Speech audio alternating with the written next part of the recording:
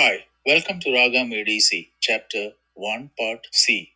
My name is YJ Arun House. As I said before, this is a video series for musicians and music students who already know Western music and want to learn the basics of Raga music. If you haven't already watched Part A and Part B, then please go back and watch those two videos before watching this. Otherwise, you will be groping in the dark. We have already learned the four keyboard patterns and its names and its notes and notations. We have left pattern 1 and 6 for later. So the four are number 2 Todi, number 3 Maya, number 4 Minor, number 5 Shankar. Hope you have already memorized how to make 16 scales with these four names and its pattern. And I hope you are able to close your eyes and visualize all these patterns and how they make the different raga scales, the 16 raga scales. In part A of chapter 1, we only addressed 11 semitones of the 12 independent semitones in an octave. The 12th one that we didn't address is, of course, the tritone. Now, I have been saying all along that you just have to memorize four patterns and its names. But now I have to recant and tell you that I have to tell you four more names and four more patterns, but fortunately, they are just a minor modification to the original four names and the patterns. And that goes like this. You will just add a T before the four names. So pattern 2 becomes T Toddy, and pattern 3 becomes T Maya, and pattern 4 becomes T minor, and pattern 5 becomes T Shankar. The T stands for tritone or Pradhi Madhyamam in Carnatic or Tivra Madhyam in Hindustani. It is a surprising coincidence that all three system of music has T in it. Like tritone is called Tivra Madhyamam, starting with Teerva in Hindustani music. And in Carnatic, it is Prati Madhyamam, like Prati. The pra is only a intensifying prefix. So the word can be even T Madhyam. The Madhyam means middle. So Madhyam means it's a middle note. Ma is the middle note, or perfect fourth is a middle note, and tritone is also middle note. That is what madhyam means. But it's not important for you to memorize it. Now that we have four modified names, the notes for them have only one minor change. That is, instead of the perfect fourth, you change it to the tritone. So T Toddy will have sorghum notes sa, re, ge, mi. T Maya will be sa, re, ga, mi. T minor will be sa, ri, ge, mi. T Shankar will be sa, ri, ga, mi. Also, the numbering system can be slightly modified to T2 for T Toddy, and T3 for T Maya, and T4 for T minor, and T5 for T Shankar. I promise you, there are no more new changes in this series. Just these four names and this modified another four names. The second tetrachord, starting from the fifth, that is starting from Pa, will be exactly the same as before. You have covered all the notes in the second tetrachord. So now, for example, if we take 5, instead of Shankar Shankar, if we write T Shankar Shankar, you know that only one note changes from the major scale, which is what? The perfect fourth becomes the tritone. And now you already know that one note's change in major scale with a tritone is nothing but the Lydian mode. So in a moment, if somebody tells you what is the scale of Shankar Shankar, you know it's the major scale. And what are the notes for T Shankar Shankar? You know it's the Lydian mode, and you will immediately know the notes.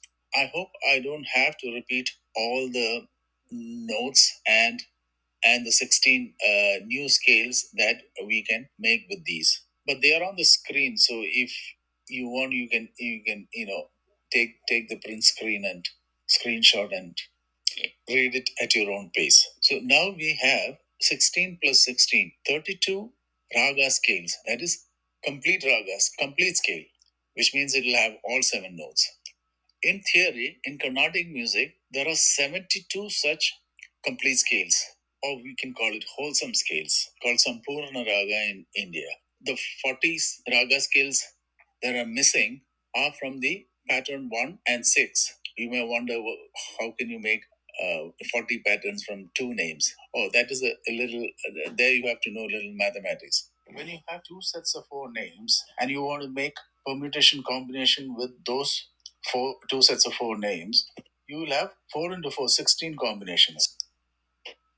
Because we have tritonic names also, four of them, they will provide another 16. So 16 plus 16, 32. But when you add two more names to it, you get six names with two parts to it. And if you make different permutation combination with it, the total number of permutations will be 6 into 6 equals 36. You do that with the tritonic names also, you get another 36. That's how you get 72 wholesome scales in Carnatic music. But I am not giving you those two patterns 1 and 6 yet because it is a bit complicated.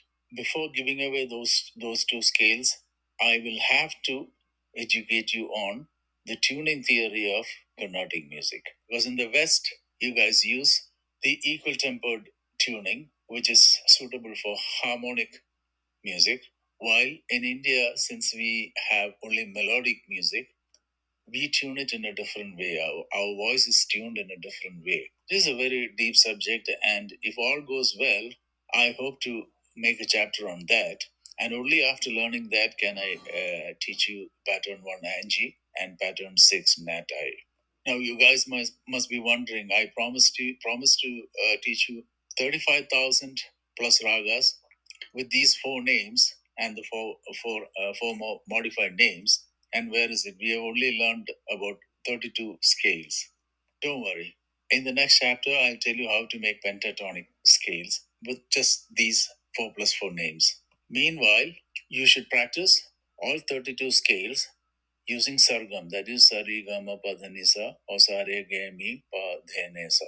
Just like how a guitarist or a pianist would practice their scales up and down for a long time, you should also practice going up and down the scale with your voice using sargam, of course, not do re mi fa. You use sargam, sarigama padhanisa, always with a reference pitch. Always with a reference pitch. In India, we use something called the tampura, which is like a power drone. I mean, I coined that word from the Western music term power chord. Power chord, which is commonly used in, I think, metal music, is nothing but just the root and the fifth. It's a two-note chord. That is a power chord. Just like that, we in India use the root and the fifth like a drone.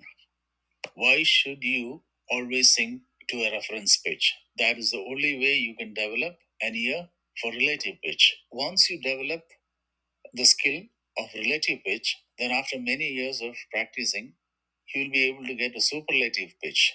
Now, what is a superlative pitch?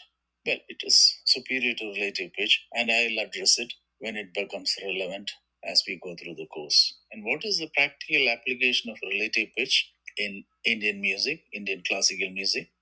With the tonic note in the background always, you will be able to sing any other pitch on the scale on demand, randomly. So if you make a pattern in your head using any of these 12 semitones, you will hit those notes precisely once you develop relative pitch. Another side of the coin of the relative pitch is when somebody else is, say, the violinist is playing a set of notes, and if the tonic note is already playing in the background, you will be able to identify what notes are being played in an instant.